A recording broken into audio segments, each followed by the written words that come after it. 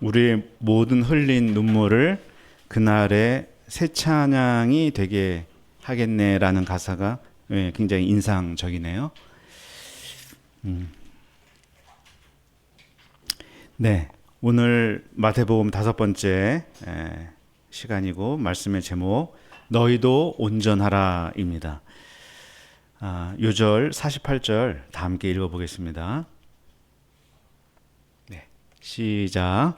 그러므로 하늘에 계신 너희 아버지의 온전하심과 같이 너희도 온전하라. 아멘. 하나님 아버지 감사합니다. 우리가 이 세상을 살아가면서 많은 눈물도 흘리겠지만 그러나 그 모든 것이 참 감사와 또한 승리의 찬양으로 바꿔주실 주님을 소망하며 우리가 오늘 하루도 주님의 온전하심을 쫓아 믿음으로 살아갈 수 있도록 도와주시기를 기도합니다. 이 시간 성령께서 함께 하셔서 이 예배 복 주시고 우리가 주님을 깊이 만나도록 도와주십시오. 감사하며 예수님의 이름으로 기도합니다. 아멘. 하늘에 계신 너희 아버지의 온전하신 것 같이 너희도 온전하라. 자, 온전하라. 온전하다 하는 말, 완벽하다, 흠이 없다, 그런 말 아닙니다. 근데 그 영어 성경에는 be perfect로 나와 있어서 조금 우리에게 오해의 소지가 있지 않을까라는 생각이 듭니다. 하나님에게는 be perfect 그 말이 맞겠지만 인간은 참 그럴 수 없죠. 이 우리가 온전함을 완벽함이라고 해석을 해버리면 오르지 못할 나무 쳐다보지도 말자. 송충이는 솔잎을 먹어야지. 이런 식이 되어버려서 신앙이 매우 회의적이고 냉소적으로 흐를 수가 있습니다. 이 온전이란 말을 헬라어 원어로 찾아보니까 이런 뜻이에요. 목적에 부합한 상태가 되다. 속이 꽉 차다. 그런 의미거든요. 그러니까 예를 들어 보겠습니다. 자, 사과가 있다고 생각해 봅시다. 나라마다 사과의 모양과 맛이 다르겠지만 한국 사과라고 만약에 한다면 우선 껍질에 윤이 나고 즙이 많으며 한 입 물면 아삭거리고 새콤달콤함이 입안에 가득 퍼질 때 우리는 뭐라 그러느냐? 이게 사과지.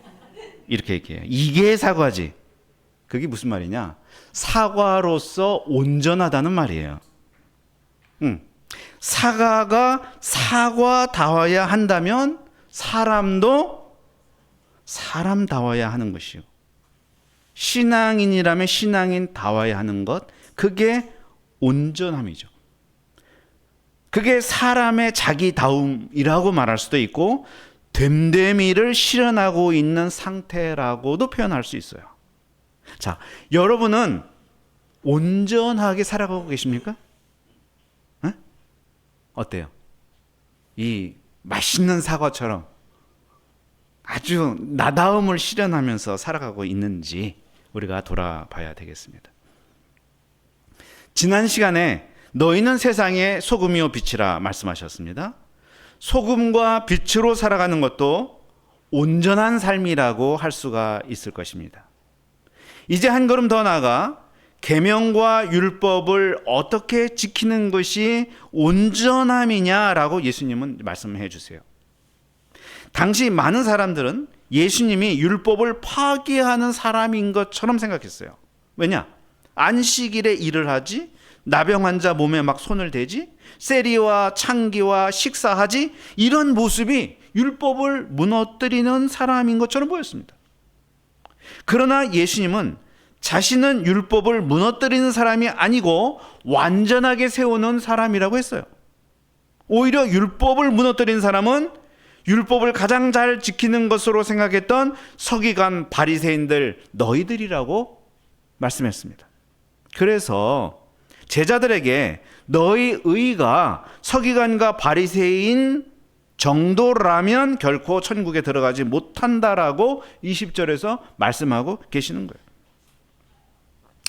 그러면 어떻게 하는 것이 율법을 온전히 지키는 삶일까? 율법을 율법답게 지키는 삶일까? 예수님이 몇 가지 경우를 갖고 말씀을 하십니다. 첫째, 살인하지 말라라는 이 계명을 온전히 지키는 길이 뭔가? 이 계명을 계명답게 지키는 길이 무엇인지를 말씀하십니다. 자, 칼로 찌르는 것만이 살인이 아니다. 그죠? 형제에게 화내고 이 바보 멍충이라고 욕하고 저주하는 것이 살인이라고 하십니다. 예수님은 이미 2000년 전부터 명예훼손과 인격살인이 지옥불에 들어가는 살인이라고 규정하셨습니다. 그래서 예물을 제단에 드리려고 가다가도 형제에게 원망 들을 만한 일이 생각나면 먼저 가서 형제와 화목하고 후에 와서 예물을 드리라고 말씀하세요. 여기서 굉장히 인상 깊은 단어가 있습니다. 그게 뭐냐면 형제에게 원망 들을 만한 일이 생각나면, 이 생각나면이라는 단어예요. 이는 우리가 누군가에게 화내고 욕하고 비난했던 많은 일들이 나의 기억에서 사라져 갔다는 말입니다. 상대방은 그것 때문에 원망과 상처로 지금까지 괴로워하고 있는데 나는 모른다는 거예요. 저는 그런 경우도 봤어요. 상대방이 한 비난과 모욕으로 고통을 당하다 조현병 증세까지 찾아왔는데 나는 그것을 모르고 지낼 수 있다는 거죠. 그런데 기억이 떠올랐습니다. 당한 사람을 이해하려는 마음이 생겼어요? 그러면 지체 없이 달려가서 사과하고 그의 용서를 받고 그 후에 와서 하나님을 예배하라고 말씀하십니다. 우리는 무엇보다 하나님과 관계가 중요하다고 생각해요. 그거 우리가 다 아는 사실이에요. 그런데 사람과의 관계는 조금 무시할 수가 있다는 거예요. 그래서 타인과의 관계는 무너져 가고 있는데 하나님과의 관계는 온전하다며 거기에 만족하고 사는 어리석은 사람이 되곤 한다는 것이죠. 이는 살인하지 말라는 계명을 지키는 삶이 아니라는 거예요. 25절에서 너를 고발하는 자와 길에 있을 때 급히 사과하라는 말씀을 왜 하셨을까요? 하나님과 관계만큼이나 사람의 관계도 중요하고 사람과 관계를 무시하며 드리는 예배가 의롭지 못하기 때문입니다. 26절 말씀을 보면요, 참 이해하기 힘든 말씀이 있어요. 내가 한 푼이라도 남김없이 갚기 전에는 옥에서 결코 나오지 못한다, 이런 말씀이 있는데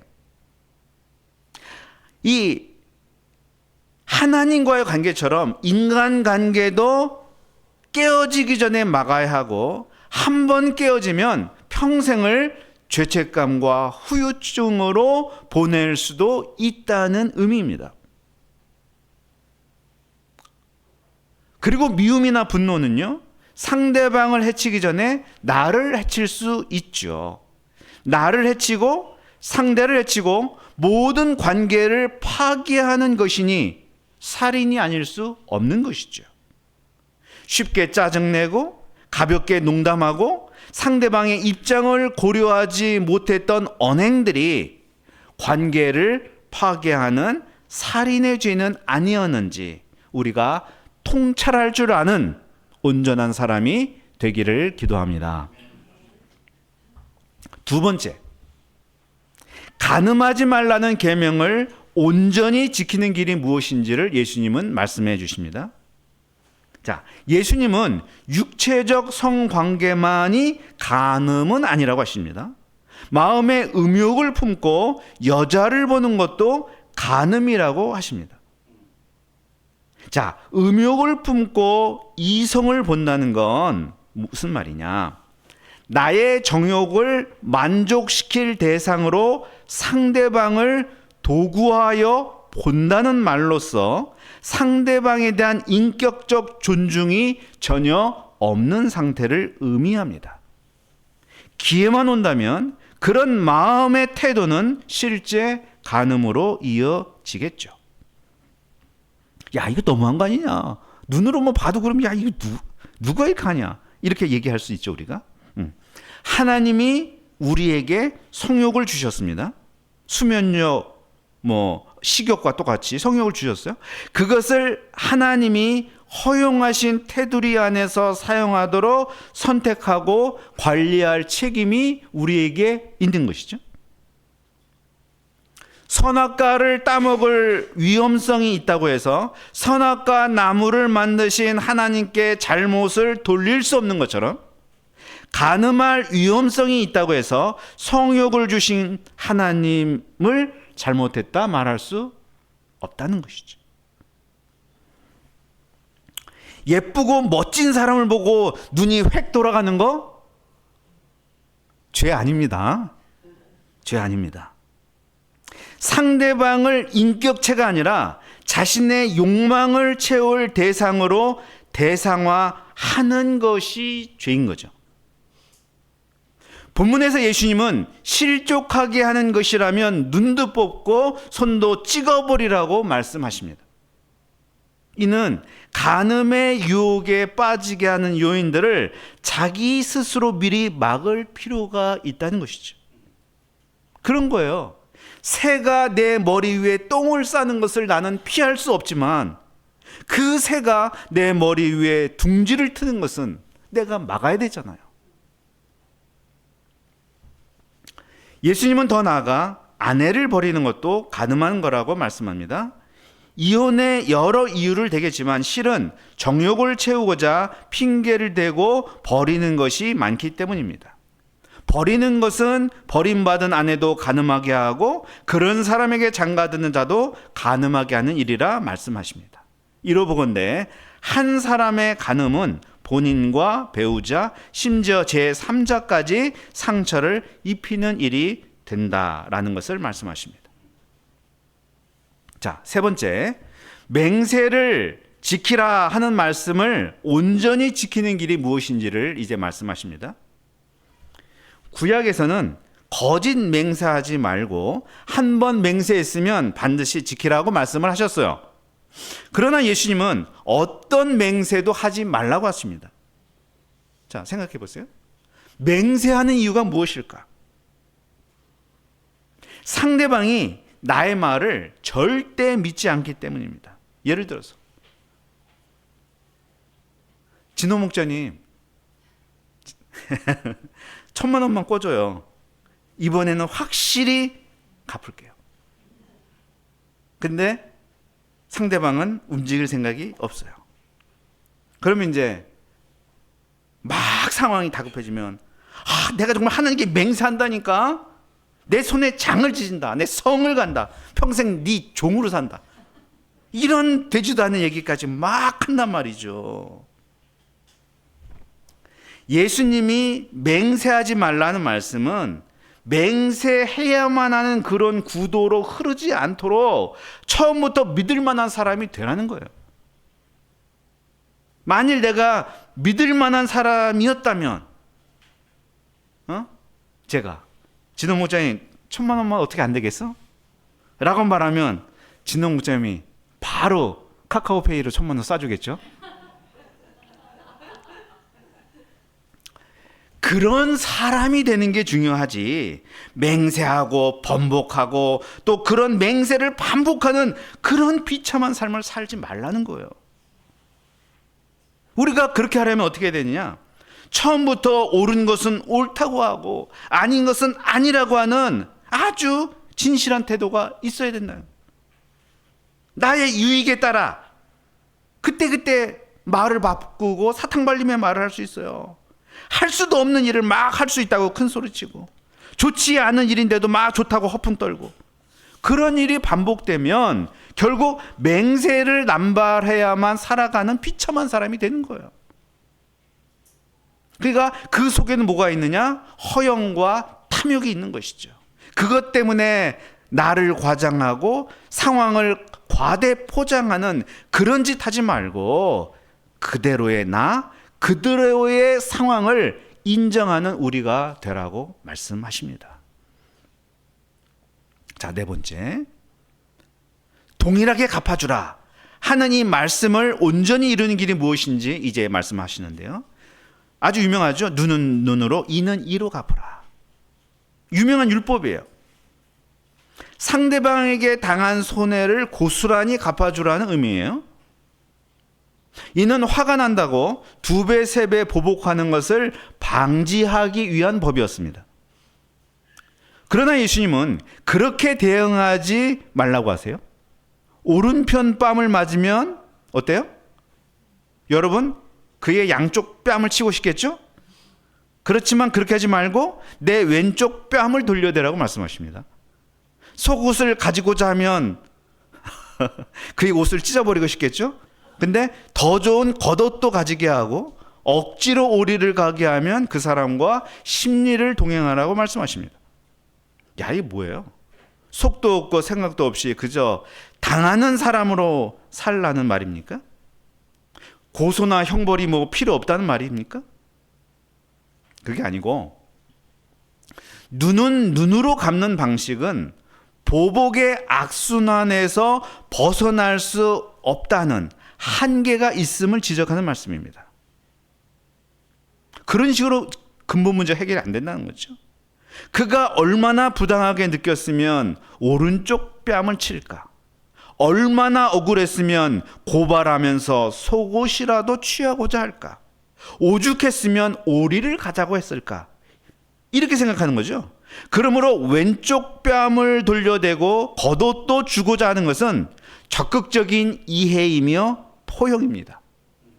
더 강한 자, 더 힘 있는 자가 취할 수 있는 관용이고 배려죠. 너그러움이고 용기입니다. 마음이 약하고 좁은 사람 결코 할 수 없는 일이죠. 천국을 소유한 자, 하나님의 위로와 만족을 얻는 자만이 할 수 있는 일입니다. 자, 마지막 5번째. 이웃사랑의 계명을 온전히 지키는 길이 무엇인지 말씀해 주십니다. 내 이웃을 사랑하고 내 원수를 미워하라고 하는 것이 유대인들에게 전통적인 사고 방식이었습니다. 사실 구약에 이웃을 사랑하라는 말은 있지만 원수를 미워하라는 말은 없습니다. 구약에도 원수에게 선을 베풀어야 한다는 구절은 많습니다. 예를 들어 볼게요. 출애굽기 23장 이런 말씀이 있어요. 원수의 길 잃은 소나 나귀를 보거든 반드시 그 사람에게 돌려줘라. 야, 원수가 잃어버린 소나 나귀를 보면 어떤 생각이 들겠어요? 야, 쌤통이다. 빨리빨리 더 멀리 가라. 아니면 내가 잡아서 먹든지. 이렇게 될 거예요. 근데 돌려줘라. 또 우리 잠언에 배우는데 잠언 25장에 그런 말씀이 있어요. 내 원수가 배고파거든 음식을 먹이고 목말라거든 물을 마시게 하라. 이런 말씀이 뻔히 있음에도 그들은 원수를 미워해야 한다는 쪽으로 이렇게 나갔어요. 왜 그러냐면은 나의 이기적인 본성이 그것을 원하기 때문이죠. 원수를 배려하라는 말씀이 귀에 안 들려와요. 마음에 들지 않는데 공동체에 피해만을 주는데 그런 사람을 이웃의 범주에서 빼버리고 싶죠. 그리고 코드가 맞고 합이 맞는 사람끼리만 이웃 관계를 맺고 싶은 거죠. 그러므로 네 이웃을 사랑하고 원수를 미워하라는 말 속에는 배타적 이기주의가 교묘히 숨어 있는 것입니다.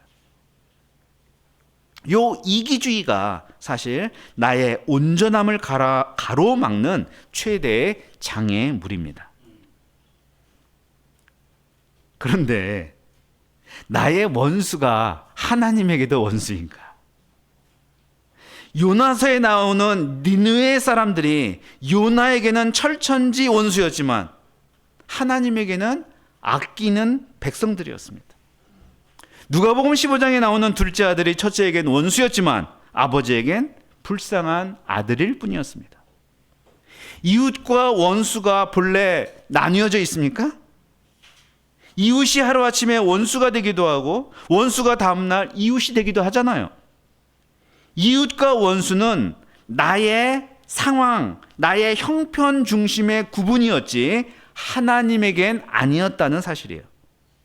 원수도 사랑하라는 말씀은 원수도 이웃의 범주에 들어간다 하는 말씀이에요. 신약의 기준으로 보자면 나의 기도와 도움이 필요한 모든 사람이 나의 이웃입니다. 나를 좋아하는 사람 좋아하고 나를 사랑하는 사람 사랑하는 건 우리 집 고양이도 할 수 있습니다. 그 정도로 하는 게 무슨 사랑일까요? 예수님은 십자가에서 자신을 못 박고 조롱하는 사람들을 위해 용서의 기도를 하셨죠. 원수를 이웃 삼고 친구 삼으셨습니다. 천국은 원수를 적극적으로 이웃 삼으면서 확장되는 나라입니다. 서기관과 바리새인들이 로마를 미워하고 헬라인을 싫어하고 세리와 창기를 멀리할수록 천국은 작아져가고 있었던 것입니다. 예수님은 원수를 사랑하라고 말씀하시고 실천하심으로 천국을 넓혀 가셨습니다. 이 예수님에게 발맞추어 살아가는 삶이 온전함을 이루는 삶이다. 이 온전함은 세상의 소금과 빛으로 살아가는 그 삶과 맞닿아 있다라는 것을 알 수가 있습니다. 자, 오늘 말씀 다시 정리해 보겠습니다. 17절에서 예수님은 율법을 완전하게 하려고 오셨다라고 하셨습니다. 율법의 근본 정신을 완벽하게 구현하기 위해 오셨다라고 했어요. 이 예수님의 가르침에 순종하는 삶이 하나님의 온전하심처럼 온전하게 되는 삶이라고 하십니다. 우리는 이것을 율법적이라고 생각하면 안 됩니다.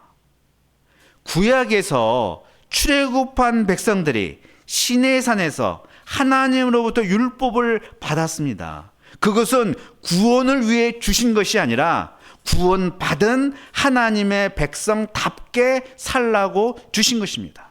산상수훈도 마찬가지입니다. 예수님의 제자답게 제사장 나라 거룩한 백성답게 세상에 자신을 나타내도록 주신 말씀인 것입니다. 17절의 완전함이 48절의 온전함과 공명하고 있습니다. 예수님은 우리가 우리의 됨됨이를 실현하도록 도우시고 우리를 지으신 하나님의 목적에 부합하는 삶을 살도록 돕고 계십니다. 너희는 온전하라 하는 말씀에서 우리는 부담감을 느낄 것이 아니라 하나님의 우리를 향한 기대가 얼마나 큰지 그 기대감, 자부심을 느껴야 할 것입니다. 세상의 소금이요 빛이다라고 말씀하실 때 우리가 느끼는 자부심 같은 것을 우리는 느껴야 합니다. 한 번뿐인 인생을 나답게 나로서 살아간다는 게 얼마나 기쁘고 흥미진진한 일입니까? 예수님은 율법을 완전케 하심으로 우리가 온전한 삶을 살 수 있도록 도우시는 분이십니다.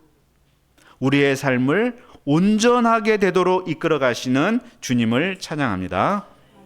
아무쪼록 계속된 산상수훈의 말씀을 통해서 우리를 더 높은 차원으로 이끌어 가시는 주님의 사랑의 손길을 깊이 경험하기를 기도합니다. 네, 기도하겠습니다. 하나님 아버지 감사합니다. 오늘 말씀을 통해서 너희도 온전하라 하는 말씀이 참 부담을 주시려고 우리에게 주신 말씀이 아니라 우리에게 구원의 은혜 받은 자로서 마땅히 어떠한 삶을 살아야 할 것인지를 알려주는 말씀이고 이 말씀에는 우리를 향한 주님의 소망과 기대와 사랑이 담겨 있음을 알려주셔서 감사합니다. 하나님 아버지, 우리가 문자에 기초한 신앙생활이 아니라 본질과 정신에 기초한 신앙생활, 좀 더 성숙한 신앙생활을 할 수 있도록 도와주시기를 간절히 기도합니다. 예수님의 이름으로 기도합니다. 아멘.